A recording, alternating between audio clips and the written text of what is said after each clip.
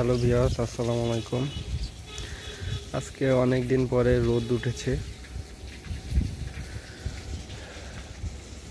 এরা এক সপ্তাহ 10 দিন পরে একটানা এতদিন বৃষ্টি হয়েছে।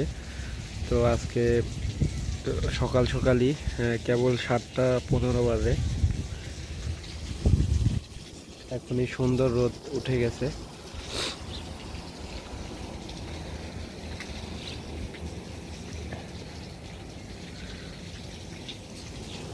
আজকের আবহাওয়াটা অনেক সুন্দর, একদম মনোরম পরিবেশ।